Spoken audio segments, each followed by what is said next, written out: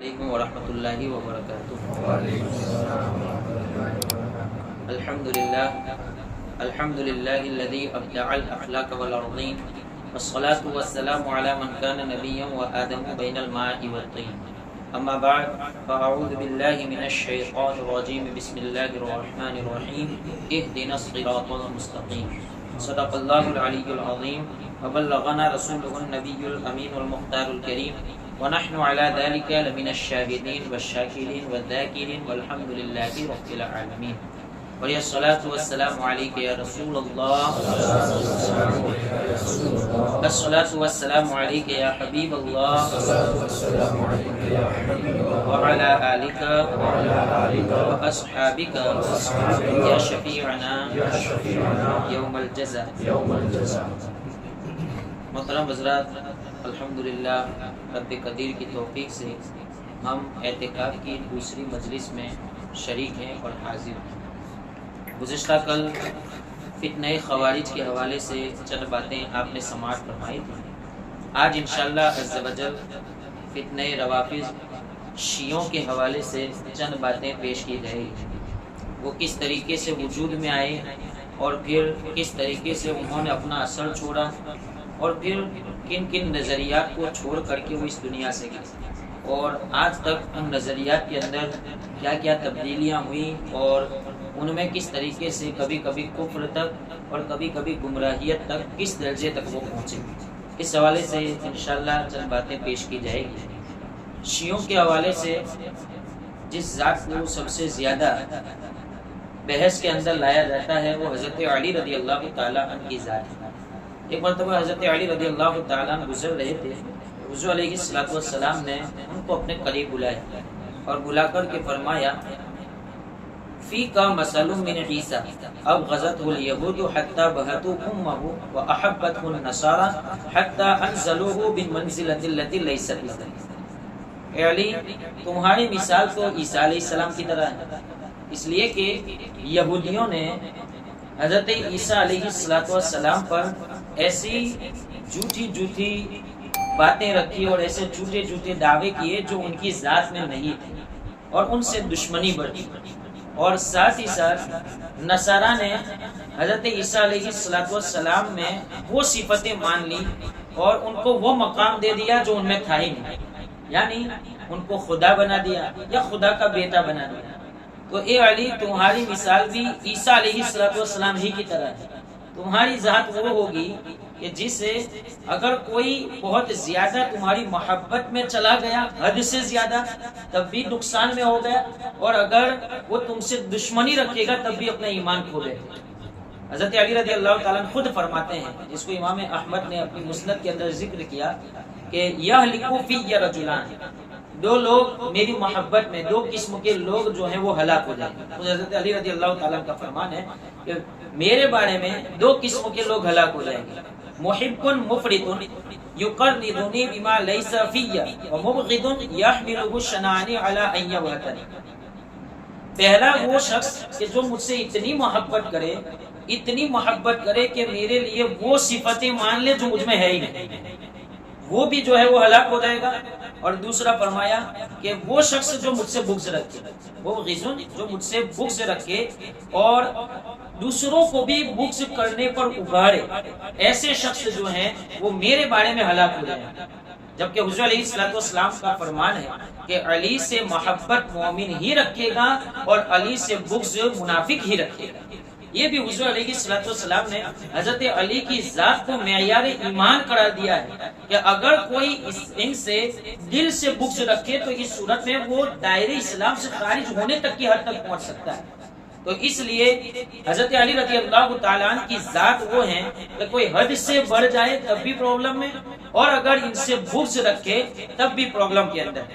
اب یہودیوں کا معاملہ کیا تھا؟ قرآن شریف کہتا ہے لَتَجِدَنَّ أَشَدَّ النَّاسِ عَدَاوَةً لِلَّذِينَ آمَنُوا الْيَهُودَ وَالَّذِينَ أَشْرَكُوا۔ یہودیوں کا تذکرہ اس لیے کرنا پڑ رہا ہے کہ شیعوں کو پیدا کرنے کے حوالے سے اور شیعوں کی بنیاد کے اندر سب سے بڑا ہاتھ یہودیوں کا ہے۔ حضور علیہ السلام نے اس سے پہلے امت مسلمہ کو آگاہ فرما دیا اور خود قرآن کہہ رہا ہے کہ محبوب آپ دیکھیں گے کہ لوگوں میں سب سے زیادہ مومنوں سے نفرت کرنے والی اگر کوئی قوم ہے تو وہ قوم یہود ہے اور قوم مشرکین ہے. یہی مومنوں سے سب سے زیادہ نفرت رکھتی ہے، بغض رکھتی ہے اور عداوت رکھتی ہے. ان کا معاملہ کیا تھا کہ حضور علیہ السلام کی آمد سے پہلے یہ حضور علیہ السلام کی آمد کے انتظار میں تھے. فرمایا گیا کہ مکہ اور مدینہ میں عیسائیوں سے زیادہ یہودی تھے. مدینہ میں تو بہت زیادہ تھے، یہودی بہت زیادہ پائے جاتے اور وہ باقاعدہ حضور علیہ السلام کی آمد کے انتظار میں تھے. لیکن ان کو یہ لگ رہا تھا کہ حضور علیہ السلام بھی بنی اسرائیل کے اندر تشریف لائیں گے، لیکن ان کے ارادے کے خلاف حضور علیہ السلام قریش کے اندر تشریف لے آئے. اس لیے بغض اور عداوت میں حضور علیہ السلام کی ذات کو ماننے سے ان لوگوں نے انکار کر دیا اور حضور علیہ السلام پر ایمان نہ لائے، جس کا تذکرہ قرآن میں اللہ رب العزت نے ارشاد فرمایا ہے کہ وہ اس نبی کو اس طریقے سے پہچانتے ہیں یعرفونہ کما یعرفون ابناءہم. یہ اس نبی کو ایسے پہچانتے ہیں جیسے کہ اپنے سگے بیٹوں کو پہچانتے ہیں. اس طریقے سے وہ اس نبی کو پہچانتے ہیں. حضرت عبداللہ ابن سلام رضی اللہ تعالی عنہ سے حضرت عمر ابن خطاب رضی اللہ تعالی عنہ نے پوچھا کہ عبداللہ ابن سلام چونکہ یہ تو یہودیوں کے پہلے بہت بڑے عالم تھے، تورات کے بہت بڑے عالم تھے، حضرت عمر ابن خطاب نے ان سے پوچھا کہ ابن سلام مجھے آیت سمجھ میں نہیں آ رہی ہے. اس آیت میں بتایا گیا کہ وہ جو ہے اپنے بیٹوں سے زیادہ اس نبی کو جان رہے ہوں گے، اپنے بیٹوں کی طرح اس نبی کو پہچان رہے ہوں گے. مطلب اتنا تو کس طریقے سے پہچانتا ہوگا کوئی بندہ کہ بیٹوں کی طرح اس نبی کو پہچانے. تو اس صورت کے اندر حضرت عبداللہ ابن سلام رضی اللہ تعالیٰ نے جواب دیا کہ اے عمر، معاملہ یہ ہے کہ جب ہم اپنے گھروں میں رہتے تھے تو کچھ لمحے کے لیے باہر نکلتے تھے اور ہماری عورتوں کو اپنے گھروں میں رکھ کر کے چلے جاتے تھے. ممکن ہے کہ اس کے اس معاملے کے اندر اس نے خیانت برتی ہو، ہمیں اس کا علم نہ ہو کہ وہ ہمارا بیٹا ہے یا نہیں. اس حوالے سے تھوڑا بہت شک ضرور رہتا ہے، لیکن اس نبی کی آمد کو تورات میں اتنی بار بیان کیا گیا ہے کہ ذرہ برابر اس میں شک نہیں ہو سکتا. اس لیے اس اللہ نے قرآن میں فرمایا ہے کہ وہ اپنے بیٹوں سے اپنے بیٹوں کے بارے میں جتنا علم رکھتے ہیں ایسا ہی علم جو ہے وہ رسول اللہ صلی اللہ تعالی علیہ وسلم کی آمد کے بارے میں رکھتے ہیں. تو یہودی پہلے ہی سے حضور علیہ السلام کے انتظار میں تھے. تو ایک تو یہ چیز کہ وہ بنی اسرائیل میں حضور علیہ السلام تشریف نہ لائے، اور دوسری چیز جو نفرت کی باعث بنی اور ایمان نہ لانے کی باعث بنی وہ یہ تھی کہ حضور علیہ السلام کی آمد سے ان کو یہ خوف ہوا کہ کہیں ایسا نہ ہو کہ جو لوگ ہمیں مانتے ہیں اور ہمارے پیچھے چلتے ہیں، اگر ہم اس نبی پر ایمان لے آئیں گے تو اس صورت میں ہماری قوم کی طرف سے جو ہمیں تحفے تحائف ملتے ہیں، جو ساری چیزیں ملتی ہیں، جو عزتیں ملتی ہیں، ممکن ہے کہ ان پر ایمان لانے کے بعد وہ ہمیں نہیں ملے گی. تو اس بنیاد پر وہ حضور علیہ السلام سے نفرت کرنے لگے. قرآن میں اس کا تذکرہ اللہ نے اس انداز میں کیا، اتخذوا احبارهم ورهبانهم اربابا من دون اللہ. یہ یہودی وہ ہیں جنہوں نے اپنے عالموں کو اور اپنے بڑے لوگوں کو اللہ کے مقابلے میں رب قرار دیا. تو اب حضرت عبداللہ ابن سلام رضی اللہ تعالیٰ عنہ سے پھر حضرت عمر ابن خطاب نے پوچھا کہ عبداللہ ابن سلام کیا واقعی تمہارا معاملہ یہاں تک تھا، یہی تمہارا معاملہ تھا؟ تو عبداللہ ابن سلام کہتے ہیں کہ ہے تو مجھے بھی سمجھ میں نہ آئی. تو پھر بارگاہ رسالت میں حاضر ہوئے، آ کر کے عرض کیا کہ رسول اللہ صلی اللہ تعالیٰ علیہ وسلم، یہ قرآن تو کہہ رہا ہے کہ ان کے عالموں کو اور ان کے پادریوں کو یہودیوں نے رب بنا دیا تھا، حالانکہ وہ اللہ کو تو ایک ہی مانتے تھے، وہ رب تو کسی کو بناتے نہیں تھے. تو قرآن یہ کیوں کہہ رہا ہے؟ تو اس صورت میں نبی کریم علیہ السلام نے فرمایا کیا ان کے عالموں کی یہ عادت نہیں تھی کہ وہ حلال کو حرام کر دیتے تھے اور حرام کو حلال کر دیتے تھے؟ تو کہا کہ ہاں یہ عادت تو تھی. تو کہا یہی قرآن میں بتایا گیا ہے، حلال کو حرام کرنا، حرام کو حلال کر دینا یہ صرف اللہ کی صفت ہے، اور اللہ کی عطا سے حضور علیہ السلام کو یہ اختیار دیا گیا. اگر کوئی حلال کو حرام کرنے کے پیچھے یا حرام کو حلال کرنے کے پیچھے بھاگتا ہے، گویا کہ وہ اللہ کے مقابلے میں اپنا اعلان کر رہا ہے. آپ نے دیکھا ہوگا بہت سے محتاط علماء دین، بالخصوص ابھی دیکھیں چاند کے معاملے میں جو خبریں ہو رہی تھی، حضور علیہ السلام نے چاند کے حوالے سے واضح کیا ہے نا کہ یا تو چاند دیکھ کر کے جو ہے وہ فیصلہ لیا جائے، چاند دیکھ کر کے نہیں تو کم از کم جو ہے وہ پھر اس کی گواہی کے ذریعے، شہادت کے ذریعے جو ہے وہ اس طریقے سے چاند کا فیصلہ لیا جا سکتا ہے. یا پھر آخری طریقہ جو علماء دین نے نکالا ہے وہ یہ ہے کہ خبری استفاضہ کے ذریعے. وہ بھی احادیث سے مستنبط کے استنباط کے طور پر جو ہے یہ فیصلہ لیا گیا. اس کے علاوہ چوتھا کوئی طریقہ نہیں. لیکن ایک جگہ اگر اعلان ہو گئے تو دوسری جگہ باقاعدہ فورس کیا جا رہا ہے. اس معاملے کے اندر کچھ علماء دین اگر محتاط ہوں اور تھوڑا سا خبر کا انتظار کرے, جب تک خبر یقینی خبر نہ آ جائے تب تک کا اگر انتظار کریں تو اس صورت میں قوم جو ہے وہ باقاعدہ ان پر تہمتیں باندھنے لگتی ہے, یہ ایسے ہیں, یہ کیا ہے, انہی کو سب پڑی ہے. یاد رکھیے کہ شریعت کے اندر حلال کو حرام کر دینا یا حرام کو حلال کر دینا یہ اللہ کے مقابلے میں اعلان کرنے کی طرح ہے. اسی لیے علماء دین بہت سارے مسائل میں احتیاط برتتے ہیں اور بہت سارے مسائل میں ظاہری طور پر یہ لگتا ہے کہ یار یہ تو اتنا آسان ہے, کیوں اس میں اتنا یہ کر رہے ہیں. مسئلہ یہی ہوتا ہے کہ کسی عالم کے اندر یہ طاقت نہیں ہے کہ وہ اللہ کے ساتھ جہاد کر سکے, اللہ کے مقابلے میں اعلان کر سکے. یہ عادت یہودیوں کے اندر تھی کہ وہ جب بھی دیکھتے تھے کہ ادھر سے کچھ زیادہ مل جائے گا, ادھر تھوڑا ہمارا معاملہ اچھا ہو جائے گا, تو وہاں پر اس چیز کو حلال کر دیتے تھے, اور جہاں پر دیکھتے تھے کہ اس کو حرام کرنے سے ہمارا فائدہ ہے تو اس کو حرام کر دیتے تھے. یہ یہودیوں کی عادت تھی جس کو قرآن نے, اللہ رب العزت نے سورہ توبہ کے اندر واضح فرمایا ہے. تو یہ یہودیوں کی عادت تھی. حضور علیہ السلام پر جب ایمان نہیں لائے وہ لوگ, تو اس موقع پر مدینہ کے اندر تو ان کو رہنے کی اجازت تھی, لیکن حضور علیہ السلام نے ان کی شرارتوں کی بنیاد پر, خاص کر غزوہ خندق کے موقع پر جو انہوں نے کافروں کے ساتھ اپنا جو ہے وہ معاملہ طے کر لیا اور کافروں کا ساتھ دینے کے لیے راضی ہو گئے, تو غزوہ بنی مستلق کے موقع پر ان کے ساتھ جہاد کیا گیا اور حضور علیہ السلام نے پھر ان کو مدینہ منورہ سے نکال دیا تھا, ان کو شہر بدر کر دیا تھا.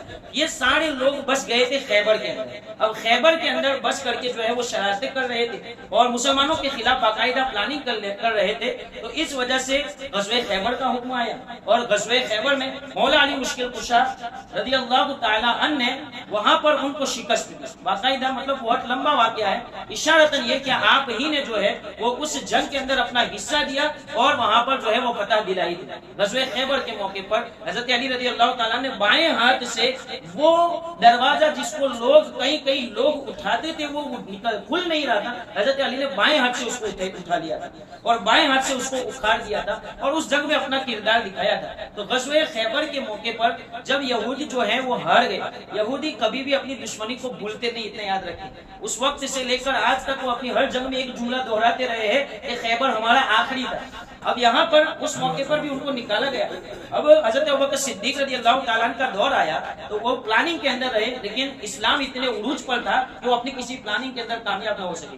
حضرت عمر ابن خطاب رضی اللہ تعالیٰ عنہ کے دور کے اندر حضرت عمر کو بھنک لگی کہ وہ ہمارے خلاف تیاری کر رہے ہیں, حضرت عمر نے ان کو حجاز ہی سے نکال دیا. اسی وجہ سے یہودیوں کو سب سے زیادہ دشمنی حضرت عمر ابن خطاب رضی اللہ تعالیٰ عنہ کے ساتھ ہے. وہ بھی ایک الگ معاملہ ہے, ان کے ساتھ بھی ایک الگ داستان ہے. تو حضرت عمر رضی اللہ تعالیٰ نے ان کو حجاز سے نکال دیا. اب حضرت عثمان غنی رضی اللہ تعالیٰ کا زمانہ آیا. حضرت عثمان غنی رضی اللہ تعالیٰ عنہ جو ہے بہت ہی نرم مزاج ہے. 6 سال تک تو اسلام کی باغ دوڑ جیسے دوسرے 2 خلفاء کے دور میں چلی تھی ویسی ہی چلی. پھر اس کے بعد یہودیوں نے سوچا کہ اگر جو ہے یہودی بن کر کے اگر ہم ان کے خلاف جائیں گے تو کبھی بھی ہم ان پر غالب نہیں بن سکیں گے. اگر ہمیں اپنی شرارتوں کو ڈالنا ہی ہے, اپنے عقائد کو ڈالنا ہی ہے, تو ہمیں ان کے اندر گھسنا پڑے گا مسلمان بن کر کے. تو اس وجہ سے باقاعدہ ایک جماعت تیار کی گئی. یہ جماعت یمن کے اندر تیار ہوئی جس کا سرگنا تھا عبداللہ بن سبا. اس نے جو ہے وہ باقاعدہ پلاننگ کے ساتھ اپنے کچھ لوگوں کو لے کر کے اسلام کا کلمہ ظاہری طور پر تھا یہودی, لیکن اس نے ظاہری طور پر اسلام کا کلمہ پڑھا اور باقاعدہ یمن کے اندر اس نے کوشش کی اپنے خیالات کو پھیلانے کی, لیکن وہاں پر وہ کامیاب نہ ہو سکا. تو پھر وہ وہاں سے بصرہ گیا. بصرہ کے اندر اس نے اپنے خیالات کو پھیلانے کی کوشش کی, وہاں بھی وہ کامیاب نہ ہو سکا. تو وہاں سے وہ شام گیا. شام کے اندر اپنے خیالات پھیلانے کی کوشش کی, اپنے عقائد پھیلانے کی کوشش کی, وہاں پر بھی وہ کامیاب نہ ہو سکا. تو پھر اس نے مصر کا رخ کیا اور مصر کے اندر اس نے کافی سال گزارے. یہاں پر اسے کچھ لوگ ایسے مل گئے کہ وہ اب سمجھ گیا کہ میرا کام جو چل سکتا ہے وہ مصر سے چل سکتا ہے. اس بنیاد پر مصر میں کئی عرصے تک وہ رہا. اپنے بہت سارے ساتھی اس نے جمع کر لیے اور سب سے پہلا جو اس نے وہاں پر ایک فاسد خیال اور فاسد عقیدہ ڈالا وہ یہ ڈالا کہ حضور علیہ السلام واپس اس دنیا میں نبی بن کر کے تشریف لائیں گے. حالانکہ حضور علیہ السلام تو ابھی بھی ہمارے درمیان موجود ہیں. تو زندہ ہے واللہ, تو زندہ ہے واللہ, میرے چشم عالم سے چھپ جانے والے. موت آئی ہی کب ہے؟ یہ ایسی موت جیسی وہ چاہتے ہیں وہ آئی ہی کب ہے کہ جس کی بنیاد پر ہم یہ عقیدہ رکھیں کہ حضور واپس لوٹ کر کے آئیں گے. اب اس کا نظریہ کیا تھا، اس نے یہ کس طریقے سے یہ بات ڈالی، اس نے کہا کہ بتاؤ کہ تمہارا نظریہ ہے یا نہیں کہ عیسیٰ علیہ السلام واپس آئیں گے اور واپس آئیں گے اس امت محمدیہ کے اندر، عیسیٰ علیہ السلام افضل ہیں یا رسول اللہ کی ذات افضل ہے؟ لوگوں نے کہا کہ حضور علیہ السلام کی ذات افضل ہے، تو کہا کہ عیسیٰ جب واپس آ سکتے ہیں تو رسول اللہ واپس کیوں نہیں آ سکتے؟ تو باقاعدہ ان لوگوں نے حضور علیہ السلام کی رجعت کا عقیدہ گھڑ لیا۔ سب سے پہلا عقیدہ جو ان شیعوں نے گڑا تھا وہ یہ تھا، یعنی یہی یہودیوں کی بنیاد پر انہوں نے جو عقیدہ گڑا وہ یہ تھا کہ حضور علیہ السلام واپس تشریف لائیں گے۔ اب اس عقیدے نے بہت زور پکڑا، لوگوں کو یہ بات مصر کے اندر بہت پسند آئی، اس لیے اس کے حواری بڑھ گئے، اس کے ماننے والوں کی تعداد بڑھ گئی۔ اب یہ گمراہی ہی تھی جس کی شروعات ہو چکی تھی۔ پھر اس کے بعد اس نے دیکھا کہ اب ماحول سازگار ہے، تو پھر اس نے کہا کہ بتاؤ تو صحیح کہ حضور علیہ السلام کے داماد اگلے انبیاء کرام کی تم ہسٹری پڑھو گے اور ان کے حالات دیکھو گے تو پتا چلے گا کہ ہر نبی اپنے بعد اپنا ایک وصی چھوڑ کر کے جاتا تھا۔ حضرت موسیٰ علیہ السلام جب جا رہے تھے تو انہوں نے حضرت یوشع بن نون کے بارے میں وصیت کی تھی کہ میرے بعد وہ نبی ہوں گے۔ تو اس طرح ہر نبی اپنے بعد کسی نہ کسی کو چھوڑ کر کے جاتا تھا، اور حضور علیہ السلام نے جن کی وصیت کی ہے وہ حضرت علی رضی اللہ تعالیٰ کی ذات ہے۔ اس طرح باقاعدہ اس نے پلاننگ کے ماتحت یہ عقیدہ کرا کہ حضرت علی رضی اللہ تعالیٰ حضور علیہ السلام کے وصی ہیں۔ اب یہ عقیدہ تو گھڑ دیا، اب یہ عقیدہ پھیل گیا، تو پھر اس کے بعد اس نے ایک عقیدہ یہ گھڑا کہ جس طرح حضور علیہ السلام یہ خاتم النبیین ہے، اسی طرح حضرت علی رضی اللہ تعالیٰ عنہ بھی آخری وصی ہیں۔ اب ان کے بعد وصیت کا سلسلہ نہیں چلے گا، اس لیے اگر کسی کو مانا جائے گا تو حضرت علی رضی اللہ تعالیٰ عنہ کی ذات کو مانا جائے گا۔ اس طریقے سے یہ عقیدہ اب اور پھیلنے لگا، اب اس طریقے سے یہ پوری جماعت تیار ہو گئی۔ اب اس نے پھر چوتھے نمبر پر یہ بات گڑی اور یہ لوگوں کو باور کرایا کہ بتاؤ تو صحیح کہ نبوت کہاں پر آئی تھی؟ کہا کہ بنو ہاشم کے اندر آئی تھی۔ قریش کے 4 قبیلے بہت ہی زیادہ مشہور ہیں، ان میں سے 2 تو بہت زیادہ مشہور، ایک تو بنو ہاشم ہے، ایک بنو امیہ ہے، پھر اس کے بعد جو چھوٹے چھوٹے قبیلے بنو عدی اور بنو تیم، یہ 2 قبیلے ہیں۔ اب اس نے کہا کہ دیکھو نبوت جو ہے وہ بنو ہاشم میں آئی، اس کا مطلب اللہ رب العزت نے حکومت کرنے کے لیے بنو ہاشم کو چنا ہے اور فیصلہ سنانے کے لیے حکم کے طور پر بنو ہاشم کو چنا ہے، اسی لیے تو رسول اللہ ان میں تشریف لائے۔ اب حکومت کا جو اختیار رہے گا وہ بنو ہاشم ہی کو رہے گا۔ اگلے جو 2 خلیفہ تھے بنو عدی میں سے تھے حضرت عمر بن خطاب رضی اللہ تعالیٰ، بنو تیم میں سے تھے حضرت ابوبکر صدیق رضی اللہ تعالیٰ۔ تو چلو یہ تو ہو گیا، لیکن ابھی جو خلیفہ ہیں وہ بنو امیہ میں سے ہیں اور بنو امیہ سے افضل بنو ہاشم ہے، تو اس لیے خلافت کے مستحق اگر کوئی ہے تو وہ تو حضرت علی رضی اللہ تعالیٰ کی ذات ہے۔ اس طریقے سے جس عصبیت کو، جس خاندان کی وجہ سے اونچا ہونے کو رسول اللہ مٹا چکے تھے، اس نے آ کر کے پھر جو ہے وہ خاندانی حمیت کو ابھارا۔ حضور علیہ السلام نے خطبہ حجۃ الوداع کے موقع پر فرمایا تھا، اے لوگوں سن لو، میں خاندانی حمیت کو، خاندانی تکبر کو اپنے پاؤں کے نیچے چھوڑ کر کے جا رہا ہوں۔ یاد رکھو کسی کالے کو کسی گھوڑے پر، کسی گھوڑے کو کسی کالے پر، کسی عجمی کو کسی عربی پر، کسی عربی کو کسی اجمی پر کوئی فضیلت نہیں۔ اللہ کے نزدیک سب سے اونچا وہ ہے جو سب سے بڑا پرہیزگار ہے، وہی اللہ کے نزدیک اونچا معیار والا ہوگا۔ اور حضرت ابوبکر صدیق رضی اللہ تعالیٰ عنہ کی افضلیت کی وجہ بھی یہی تھی کہ وہ حضور علیہ السلام کے بعد اس امت میں سب سے بڑے پرہیزگار تھے، وہ اتقا تھے، تو جو جتنا بڑا پرہیزگار ہوگا وہ اتنا ہی افضل ہوگا۔ تو یہ معیار حضور علیہ السلام چھوڑ کر کے گئے تھے، پھر اس نے ابھارا مصر کے اندر۔ اس طریقے سے اب لوگوں کے دنوں میں یہ بات رکھ دی کہ اگر خلافت کا کوئی حقدار ہے تو وہ صرف حضرت علی رضی اللہ تعالیٰ کی ذات ہے۔ تو اب اس نے 700 لوگوں کا ایک قافلہ تیار کیا اور کہا کہ ہمیں تو حضرت علی کا حق دلوانا چاہیے، اس لیے اس نے باقاعدہ اپنی اس جماعت کو مدینہ کے اندر بھیجا اور وہاں پر حضرت عثمان غنی رضی اللہ تعالیٰ کے گھر کو گھیر لیا۔ اب جہاں پر گھر گھیرا گیا تھا وہاں پر وہ عبداللہ بن سبا نہیں تھا، یہی لوگ تھے، یہی 700 لوگوں کا قافلہ تھا، انہی کو بلوائی کہا گیا۔ اب انہی نے جو ہے وہ حضرت عثمان غنی رضی اللہ تعالیٰ کو شہید کیا تھا، انہی نے حضرت، اور وہ کتنا خطرناک شہید کیا تھا، کہا گیا کہ کربلا سے پہلے یہ کربلا ہو چکا تھا۔ حضرت عثمان غنی رضی اللہ تعالیٰ عنہ کے ہاتھ بھی الگ کر دیے گئے تھے اور پاؤں بھی الگ کر دیے گئے تھے، معاذ اللہ رحمہ۔ اس طریقے سے حضرت عثمان غنی رضی اللہ تعالیٰ، یہود اپنی دشمنی بھولتے نہیں ہیں، یاد رکھیں، اور یہ اپنی دشمنی ہی کا بدلہ لے رہے تھے۔ انہوں نے حضرت عثمان غنی رضی اللہ تعالیٰ کو اس طریقے سے شہید کیا۔ اب شہید ہو گئے حضرت عثمان غنی رضی اللہ تعالیٰ، تو اب حضرت علی رضی اللہ تعالیٰ کو سب نے خلیفہ تسلیم کر لیا، سب نے خلیفہ تسلیم کر لیا، سارے صحابہ کرام نے۔ اب جیسے حضرت علی خلیفہ بنے تو اب مسئلہ یہ ہوا کہ کچھ صحابہ کرام نے سوچا کہ فوراً حضرت عثمان غنی رضی اللہ تعالی عنہ کے قاتلوں سے بدلہ لینا چاہیے۔ تو اس بنیاد پر حضرت زبیر بن عوام ہے، حضرت طلحہ ہے، یہ سارے لوگ اس وقت موجود تھے، حضرت مغیرہ بھی اس وقت موجود تھے، حضرت عمرو بن عاص بھی موجود تھے، حضرت امیر معاویہ بھی اس جماعت میں تھے کہ جو یہ کہہ رہے تھے کہ حضرت عثمان غنی رضی اللہ تعالی عنہ کا فی الفور جو ہے قتل کا جو ہے وہ ہمیں بدلہ لینا چاہیے۔ اب ہوا یہ کہ حضرت علی رضی اللہ تعالیٰ نے اعلان جاری فرمایا کہ دیکھو مسئلہ یہ ہے کہ ابھی کون کون اس میں شریک تھا وہ ہمیں حتمی اور یقینی طور پر معلوم نہیں ہے۔ جب تک یقینی طور پر معلوم نہ ہو جائے تب تک جو ہے وہ ہم کسی پر یہ فیصلہ نہیں کر سکتے ہیں۔ تو حضرت علی رضی اللہ تعالیٰ اس فیصلے میں حق پر تھی، یہی ہمارے اہل سنت کا موقف ہے۔ حضرت علی رضی اللہ تعالیٰ کا نظریہ بالکل درست تھا۔ اب یہ صحابہ کرام کیا ہوئے کہ وہ سیدھے حضرت عائشہ صدیقہ رضی اللہ تعالیٰ عنہا کے پاس گئے اور انہوں نے اپنا مدعا وہاں پر رکھا کہ اس طریقے کا معاملہ ہے تو ہمیں حضرت عثمان کے قاتلوں سے بدلہ لے لینا چاہیے۔ ادھر حضرت علی رضی اللہ تعالیٰ کے کان میں یہ عبداللہ بن سبا کے ساتھیوں نے یہ ڈال دیا کہ ادھر صحابہ کرام اور عائشہ صدیقہ جو ہے وہ آپ کے خلاف جنگ کی تیاری کر رہے ہیں، یہ کام نے ڈالے۔ اس لیے حضرت علی رضی اللہ تعالیٰ نے حفاظت کے خاطر اپنا بھی لشکر تیار کر لیا اور اپنے لشکر کو لے کر وہ مدینے سے باہر نکل گئے تاکہ مدینے کی حرمت پر زیادہ برابر آنچ نہ آئے۔ اور انہوں نے ان کے کان میں یہ ڈال دیا کہ علی نے اپنا لشکر تیار کر لیا ہے، اس لیے جو ہے وہ تمہیں بھی اپنی دفاع کی تیاری کرنی ہوگی۔ اس لیے وہاں پر حضرت عائشہ صدیقہ رضی اللہ تعالیٰ عنہا اور دوسرے جو صحابہ کرام تھے انہوں نے بھی جو ہے وہ اپنا لشکر تیار کر لیا۔ دونوں لشکر جب آمنے سامنے ہوئے تو پہلے بات مصالحت پر آئی، تو یہ بات طے پا گئی کہ ٹھیک ہے حضرت علی رضی اللہ تعالیٰ کے فیصلے کی بنیاد پر کچھ دنوں تک جو ہے وہ انتظار کر لیا جائے۔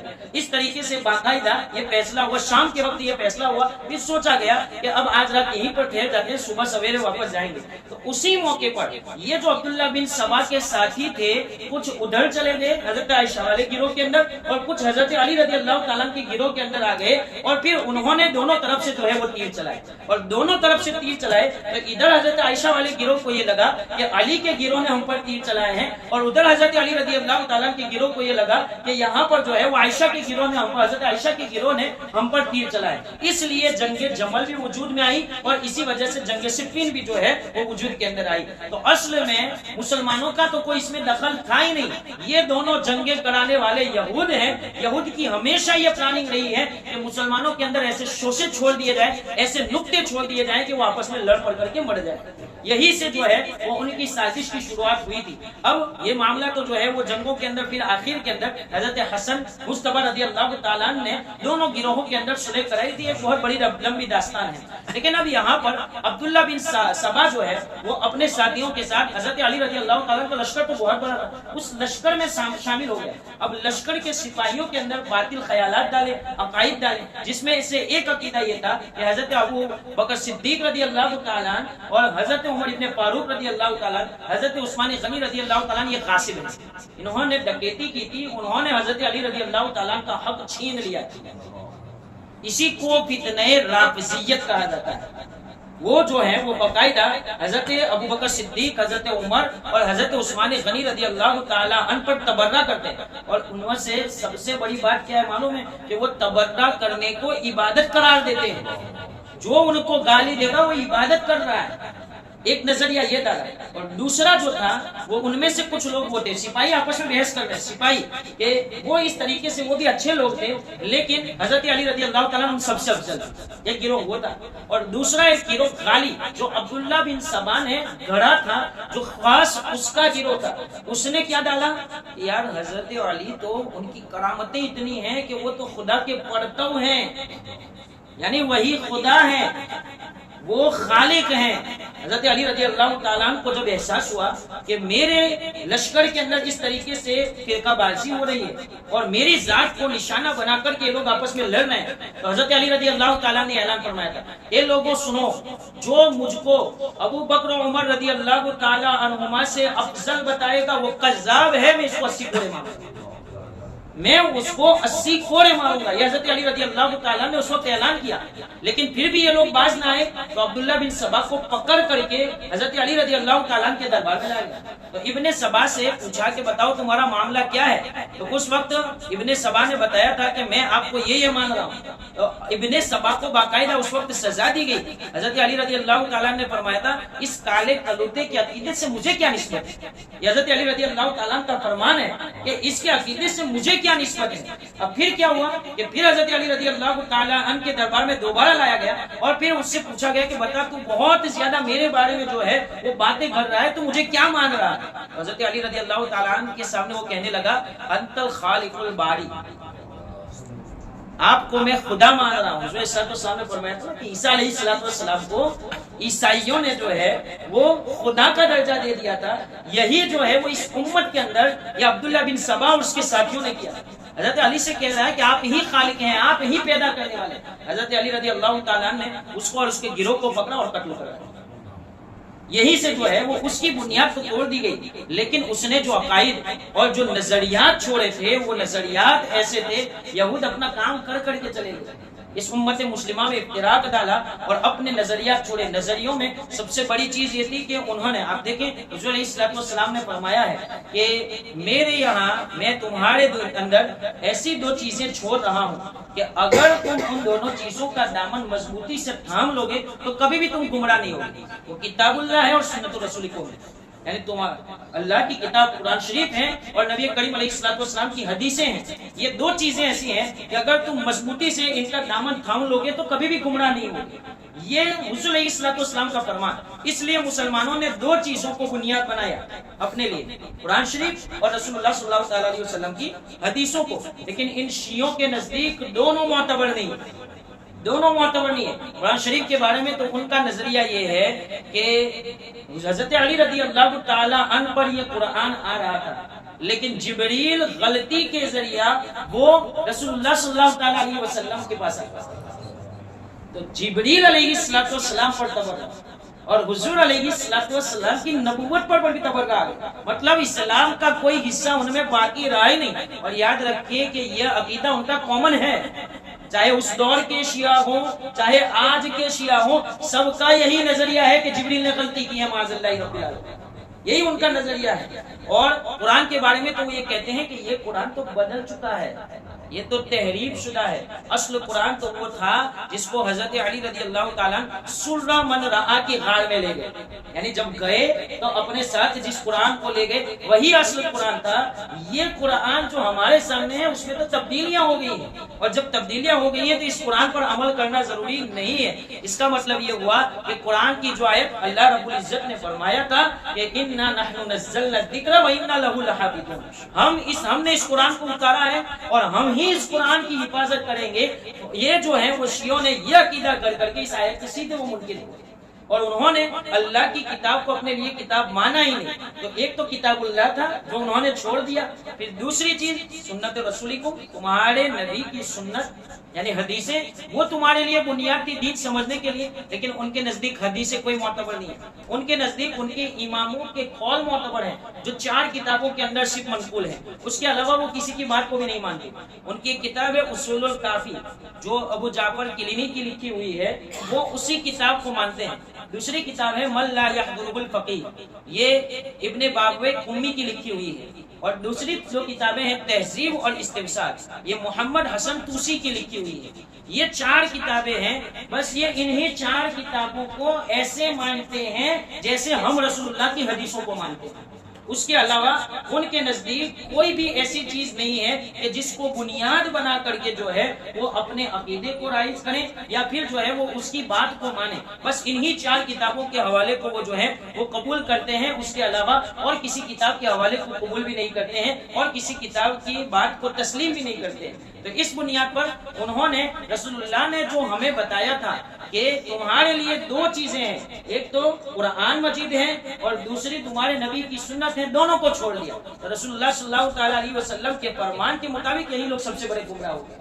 اور انہوں نے حضور علیہ السلام کے بتائے ہوئے معیار کو توڑا ہے۔ حضور علیہ السلام کی ذات بھی ان کے اندر مشکوک ہے، اور پھر جو ہے خود جبریل امین کی ذات بھی مشکوک ہے، بلکہ سب سے بڑی بات یہ ہے کہ خدا کا کلام بھی ان کے نزدیک مشکوک ہے، وہ خدا کے کلام کو بھی نہیں مانتے ہیں۔ اور اسی بنیاد پر حضرت علی رضی اللہ تعالیٰ عنہ کو کسی نے خدا کا پردوں کا، اور کسی نے جو ہے وہ خلیفہ بلا فصل کا، یہ تو عقیدے گڑے ہی انہوں نے، لیکن اس کے ساتھ ساتھ حضرت عائشہ صدیقہ رضی اللہ تعالیٰ عنہ، اس کے علاوہ حضرت عمر بن خطاب رضی اللہ تعالیٰ عنہ، اور حضرت مغیرہ بن شعبہ، حضرت عمرو بن عاص رضی اللہ تعالیٰ عنہ، ان سب پر انہوں نے تکفیر کا حکم لگایا، یہ سب کے سب کافر ہیں۔ حضور علیہ السلام نے فرمایا لا تسبوا اصحابی، میرے صحابہ کو برا بھلا مت کہنا، یہ بالکل اس حدیث کے مخالف ہے۔ حضور علیہ السلام نے کئی روایتوں میں بتایا ہے کہ ہدایت اگر پانا چاہتے ہو، علیکم بسنتی و سنت الخلفاء الراشدین، تم پر میری سنت، میرے طریقے پر چلنا ضروری ہے، اور میرے خلفائے راشدین کے طریقے پر چلنا ہے۔ اور پھر حضور علیہ السلام نے فرمایا کہ جب سب گمراہیاں پھیل جائیں گی، فرقوں میں بٹ جائیں گے، اس وقت تمہارے لیے صرف دو ہی طریقے ہیں، ایک تو تمہارے نبی کا طریقہ ہے اور میرے صحابہ کا طریقہ ہے۔ یہ حضور علیہ السلام نے اس کو معیار بنایا تھا، ان دونوں طریقوں سے وہ ہٹیں، اپنے عقائد انہوں نے گڑے، اور ایسے ایسے عقیدے ہیں، انشاءاللہ دوسری نشستوں میں بتایا جائے گا انہوں نے کیسے عقیدے گڑے ہیں، بلکہ ان کے نزدیک کیسے کیسے مسائل ہیں، وہ کیسے مسئلے مانتے ہیں، اس حوالے سے بھی کلام ہوگا۔ آج کی مختصر سی گفتگو کا حاصل یہ ہے کہ کس طریقے سے ان کے فرقے کی بنیاد ہوئی، اور اصل میں شیعہ جو ہے وہ یہودیوں ہی کی پیداوار ہیں، تو اگر وہ یہودیوں کے ساتھ جنگ بھی کر رہے ہیں تو ہم بلا شبہ کہہ سکتے ہیں کہ تو یہودی لڑ رہے ہیں، ہم یہ بلا شبہ کہہ سکتے ہیں۔ بلکہ یہ جو ہے نا، انہوں نے تو اپنی کتابوں میں حضرت عائشہ صدیقہ رضی اللہ تعالیٰ پر تبرہ کیا ہے، جس کو قرآن نے جس کی پاکیزگی کو بیان کیا ہے، انہوں نے حضرت عائشہ صدیقہ رضی اللہ تعالیٰ کے لیے وہ لفظ استعمال کیا ہے جو ہم بول بھی نہیں سکتے، ایسے الفاظ کا انتخاب کیا ہے۔ یہ تو یہودیوں ہی کی پیداوار ہے، صرف جو ہے اتنا ہو سکتا ہے کہ کسی جگہ پر ہمیں نفع پہنچے تو ہم ان کے اس نفع پر خوش ہو جائیں، ورنہ کسی کے مرنے پر یا کسی کو اونچا جان کر کے ہم یہ کہیں کہ نہیں وہ تو ہمارے ہی ہمیں ہی فائدہ ہو رہا ہے، ہرگز ایسا نہیں ہے، یہ دو یہودی آپس میں لڑ رہے ہیں، یہ تو اپنے مفاد کی خاطر ہے، اپنی سیاستوں کی خاطر ہے، ورنہ رسول اللہ صلی اللہ تعالیٰ علیہ وسلم کو بہت پہلے جو ہے وہ ہمیں ان کے بارے میں بتا چکے ہیں، اور ان کی جو پیداوار ہے خود ان کی کتابوں میں لکھا ہوا ہے۔ عبداللہ بن سبا جس نے اس فرقے کی بنیاد ڈالی تھی، یہ خود یہودی تھا، اور اس نے اپنا بدلہ لینے کی خاطر ہی جو ہے وہ شیعہ فرقے کو وجود دیا تھا، اور اسی کے اندر تین فرقے اس وقت اس زمانے میں پائے گئے۔ ایک تو غالیہ تھا، شیعہ غالیہ، جن کا یہ تھا کہ وہ حضرت علی کو خدا مانتے تھے، اور دوسرا شیعہ رافضیہ تھا، جو حضرت ابوبکر صدیق رضی اللہ تعالیٰ اور حضرت عمر بن خطاب رضی اللہ تعالیٰ پر تبرہ کرتے تھے اور اس کو عبادت قرار دیتے تھے، اور تیسرا فرقہ جو ہے وہ زیدیہ تھا، اس کا حال یہ تھا کہ وہ حضرت علی کو سب سے افضل جانتے تھے اور باقی کو کچھ بولتے نہیں تھے۔ اس طریقے سے اسی دور میں یہ تینوں پائے گئے، اور ان کا جو رافضی نام پڑا ہے نا، آخری بات جو رافضی پڑا ہے وہ کس طریقے سے پڑا؟ حضرت امام زین العابدین کے بیٹے زید بن زین العابدین، ایک جنگ میں یہ سب ان کے ساتھ تھے، حضرت زید بن زین العابدین رضی اللہ تعالیٰ نے ان کو جمع کر کے کہا تھا کہ لوگوں ہرگز جو ہے وہ میرے دادا حضرت علی کو ابو بکر و عمر رضی اللہ تعالیٰ عنہما پر فضیلت نہ دینا۔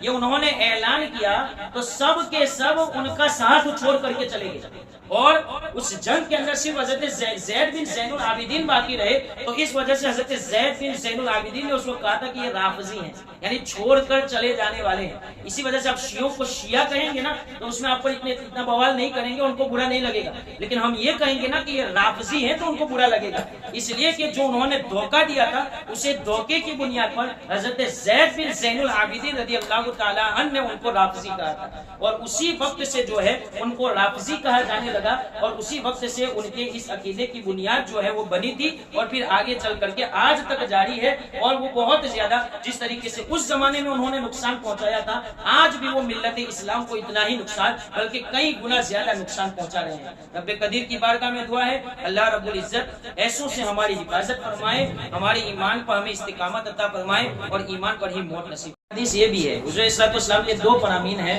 میں تمہارے درمیان دو چیزیں چھوڑ کر کے جا رہا ہوں، ایک تو کتاب اللہ اور ایک سنت النبی، تمہارے نبی کی سنت۔ یہ ایک حدیث ہے، یہ حضور صلی اللہ علیہ وسلم نے حجۃ الوداع کے موقع پر ارشاد فرمایا۔ اور اس سے پہلے جب حضرت علی رضی اللہ تعالیٰ عنہ کا معاملہ ہوا تھا کچھ صحابہ کرام کے ساتھ، تو اس موقع پر حضور علیہ الصلوۃ والسلام نے یہ جملہ ارشاد فرمایا تھا کہ میں نے تمہارے درمیان دو چیزیں چھوڑی ہیں، ایک تو اللہ کی کتاب اور میرے اہل بیت۔ یہ امام حاکم مستدرک نے اس حدیث کو ذکر کیا اور اس کے نیچے انہوں نے ایک حاشیہ باندھا جس کے بارے میں انہوں نے بتایا ہے کہ اس حدیث کا مطلب یہ ہے کہ تم اگر میرے اہل بیت کو پہچاننا چاہتے ہو تو قرآن کو دیکھ لو، اور قرآن کو دیکھنا چاہتے ہو تو میرے اہل بیت کو دیکھ لو۔ یعنی قرآن پر اس طریقے کا عمل کریں گے، اتنے پابند ہوں گے کہ قرآن کی چلتی پھرتی وہ تفسیر نظر آئے گی۔ اس وجہ سے سلطان عبدالحمید ایک بادشاہ گزرا ہے ترکیوں کے اندر، اس کا ایک شخص آیا تھا اور اس نے اہل بیت سے ہونے کا دعویٰ کیا تھا اور تھوڑی سی بحث ہو گئی تھی اس کے ساتھ، تو اس نے کہا تھا کہ میں آپ کے ساتھ مناظرہ کرنا چاہتا ہوں۔ کہا کہ ٹھیک ہے، مجھے آپ کا مناظرہ آپ کے ساتھ مناظرہ کرنا قبول ہے، ٹھیک ہے آپ پہلے کھانا تناول فرما لیجیے۔ تو پھر وہ شخص کھانے لگا تو اس نے جو ہے وہ بائیں ہاتھ سے لقمہ لیا اور جو ہے وہ کھانا شروع کر دیا۔ تو کہا کہ میں آپ کے ساتھ کیوں مناظرہ کروں، میں آپ کے ساتھ کیوں مناظرہ کروں؟ کہا کہ کیوں مناظرہ نہیں کرو گے؟ کہا کہ جو بائیں ہاتھ سے کھائے وہ کیسے اہل بیت رسول میں سے ہو سکتا ہے؟ حضور علیہ السلام نے تو بتایا نا کہ اہل بیت اور قرآن اس طریقے سے ہوں گے، ان کے عمل کو دیکھو گے تو قرآن تمہیں نظر آئے گا، اور قرآن کو دیکھو گے تو تمہیں اہل بیت یاد آئے گا، پڑھو گے تو پتہ چل جائے گا کہ اہل بیت تو ایسے ہوتے ہیں۔ تو اس طریقے کا معاملہ، تو ایک طرف دیکھنے جائیں تو اہل بیت اور قرآن دوسرے سے اس طریقے سے ملے ہوئے ہیں کہ وہی کتاب اللہ اور باقی نہیں سنت رسول اللہ۔ تو دونوں چیزیں جو ہیں رسول اللہ صلی اللہ علیہ وسلم ہمارے درمیان اس طریقے سے چھوڑ کر کے گئے ہیں کہ جن کو ہم نے اگر مضبوطی سے تھام لیا تو کبھی بھی ہم گمراہ نہیں ہو۔ اور الحمدللہ اہل سنت والجماعت جو ہے اتنے کیا کہتے ہیں کہ چوڑے دل والے ہیں، ہمارا سینہ اتنا مضبوط ہے کہ ہم نے تینوں کو اپنا لیا، الحمدللہ ہم نے تینوں کو اپنا لیا۔ ہم نے اہل بیت اطہار کو، اہل سنت کا ہے بیڑا پار، اصحاب حضور نجم ہے اور ناؤ ہے اطرت رسول اللہ کی، کتاب اللہ ہم نے اپنا لیا اور کتاب اللہ کی روشنی میں اہل بیت اطہار کو اپنا لیا۔ قرآن نے ہمیں سکھایا ہے کہ یہ تو وہ پاکیزہ لوگ ہیں جن کی شان اللہ نے قرآن میں بیان فرمائی ہے، اور رسول اللہ صلی اللہ علیہ وسلم نے ان کو عین ایمان قرار دیا ہے، ان سے بغض رکھنے کو منافقت قرار دیا ہے۔ تو ایک طرف ہم نے ان کو اپنایا اور سنت رسول اللہ میں تو ہماری کوئی مثال نہیں ہے، اس لیے کہ حدیثوں کی جو حفاظت میں ہمارے علماء کا، ہمارے بزرگان دین کا اور خود صحابہ کرام کا جو کردار ہے نا، اس جیسی مثال تو دوسرے کسی مذہب میں نظر نہیں آ رہی ہے۔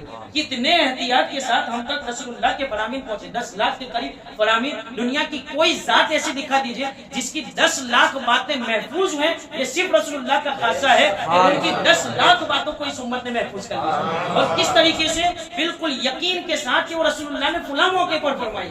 صحابہ تو اس کا انداز بھی بیان پر بتا دیتے تھے کہ حضور علیہ السلام کن لفظوں کے ساتھ بیان کرتے تھے اور حضور کے چہرے پر اس وقت آثار کیا تھے۔ یہ صرف اور صرف صحابہ کرام کا خاصہ ہے حدیث نبوی میں۔ تو یہ کہا جائے کہ حدیث جو ہے وہی صحابہ ہے اور صحابہ جو ہے وہی حدیث ہے، تب بھی غلط ہے۔ تو اگر دیکھنے جائیں تو صحابہ کرام رضی اللہ تعالیٰ عنہ کا دین کی حفاظت میں سب سے بڑا کردار یہ ہے کہ انہوں نے نبی کریم علیہ السلام کے فرامین کو ہم تک پہنچایا، اور یہ امت تک قیامت تک کے آنے والی امت کے لیے جو ہے یہ ان کا اس امت پر احسان رہے گا۔ بلکہ سب سے بڑی بات کیا ہے معلوم ہے؟ حضرت علی رضی اللہ تعالیٰ عنہ کی شان اگر آپ کسی شیعہ سے بھی پوچھیں گے نا تو وہ کہیں گے کہ حضور علیہ السلام نے حضرت علی رضی اللہ تعالیٰ کے بارے میں یہ فرمایا ہے، یہ فرمایا ہے، یہ فرمایا ہے۔ اچھا بتاؤ یہ روایت تمہیں کہاں سے ملے گی؟ تو پھر فوراً کہے گا کہ فلاں صحابی نے بیان کیا ہے۔ حضرت علی رضی اللہ تعالیٰ عنہ کی شان کے اندر بھی وہ صحابہ کے محتاج ہیں، جن صحابہ کو وہ کافر کہتے ہیں انہی صحابہ کرام کے محتاج ہے حضرت علی کی شان کے اندر۔ حضرت عائشہ صدیقہ رضی اللہ تعالیٰ عنہ پر تو انہوں نے کفر کا الزام لگایا ہے نا۔ حضرت عائشہ صدیقہ رضی اللہ تعالیٰ عنہ روایت کرتی ہیں کہ یا رسول اللہ آپ کو سب سے زیادہ پسند کون ہے؟ تو حضرت حضور علیہ السلام نے فرمایا کہ فاطمہ۔ تو پھر جواب دیا کہ پھر یا رسول اللہ آپ کو کون سب سے زیادہ پسند ہے؟ تو اس موقع پر حضور علیہ السلام نے فرمایا کہ اس کا شوہر مجھے سب سے زیادہ پسند ہے۔ حضرت علی رضی اللہ تعالیٰ عنہ کی ذات کا نام یا پھر کہا کہ ان کے بعد کون پسند ہے؟ کہا کہ ان کے دونوں بیٹے حسن اور حسین مجھے زیادہ پسند ہے۔ مجھے بتائیں کہ اگر حضرت عائشہ صدیقہ رضی اللہ تعالیٰ عنہ کو ان سے بغض ہوتا یا عداوت ہوتی تو یہ تو بند کمرے کے اندر یہ روایت بیان کی تھی نا، اس بند کمرے سے اجاگر کرنے والی ذات حضرت عائشہ صدیقہ تھی۔ تو گویا کہ حضرت عائشہ رضی اللہ تعالیٰ عنہ کے حضرت علی کی شان کو ماننے کے اندر وہ ان کے محتاج ہیں۔ تو اس طریقے کی تو کئی روایتیں ہیں کہ جن کے اندر وہ شیعہ حضرات بھی جو ہیں وہ خود صحابہ کرام کے محتاج ہیں۔ تو اسی لیے اہل سنت کا ہے بیڑا پار. ہم نے سب کو قبول کیا ہے, ہمارا سینہ اتنا چوڑا ہے, ہم نے ہر ایک کو اس کے دائرے کے اندر جو ہے, جیسے حضور صلی اللہ علیہ وسلم نے پڑھا کہ ایک دائرے کے اندر ہر ایک کو اس کے دائرے کے اندر رکھ کر کے ہم نے ان سے محبت کی ہے, ان کو درجہ دیا ہے. اب اللہ سے یہی دعا ہے اللہ ہمیں اور ہماری نسلوں کو انہی عقیدوں پر رکھے اور ذرہ برابر جو ہے ان عقیدوں میں کمزوری نہ آنے پائے. رب قدیر جو ہے ہماری ان دعاؤں کو قبول فرمائے, ہمارے اس درس کو قبول فرمائے. اگر کوئی لفظش ہو گئے, کوئی خطا ہو گیا ہو تو معاف